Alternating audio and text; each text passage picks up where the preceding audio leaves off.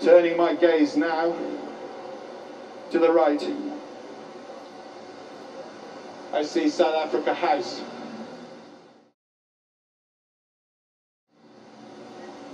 For so long, the bastion of apartheid, outside whose walls I've demonstrated, held vigils, time and again, against the iniquities of apartheid.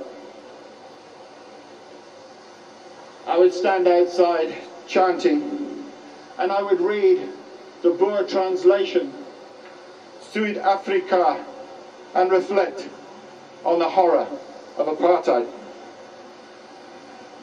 Speaking at his trial on the 20th of April 1964, Nelson Mandela said,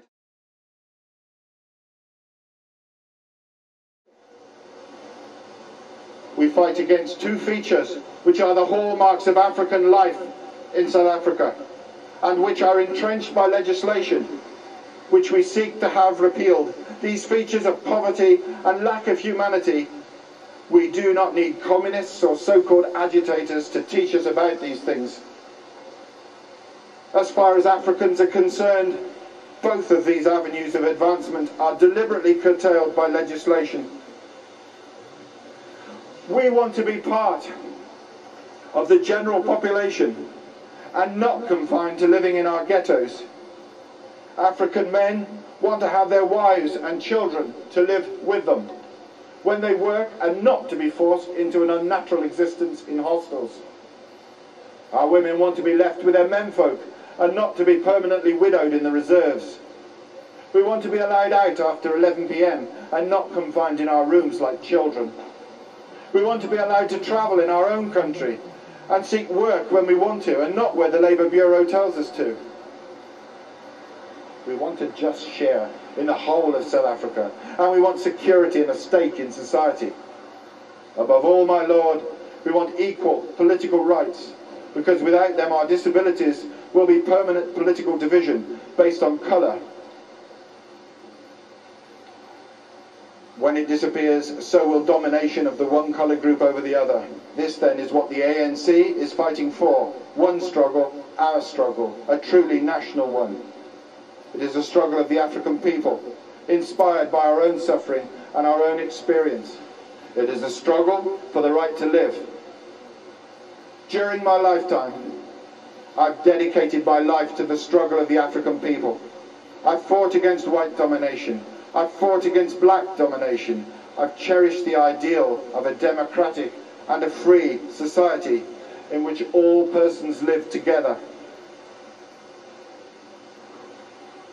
It is an ideal which I hope to live for and to see realized. But, my Lord, it is a decision for which I am prepared to die.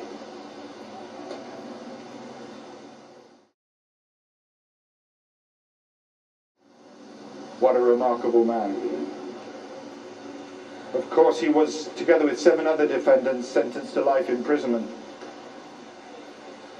And he was not released until 1990.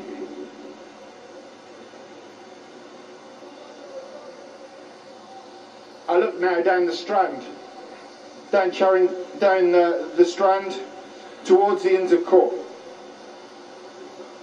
where as an article clerk I ferried between barristers' chambers and the High Court in the early 1970s. And I'm reminded of that son of the Inner Temple, Mahatma Gandhi,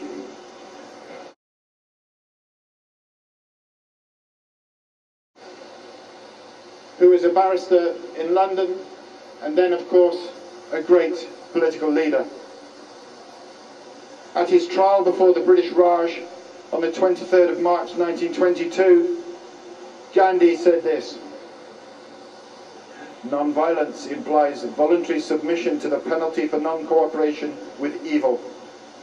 I am here, therefore, to invite and submit cheerfully to the highest penalty that can be inflicted upon me for what in law is deliberate crime and what appears to me to be the highest duty of a citizen. The only course open to you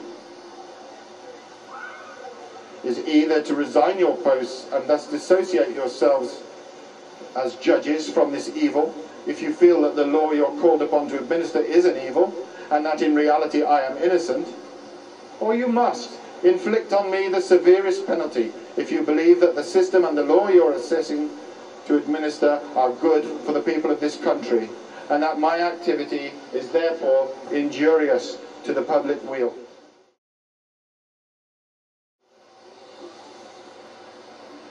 So this magnificent space of Trafalgar Square, home to these majestic sculptures, is a space that can fire off many other realities and many other imaginings.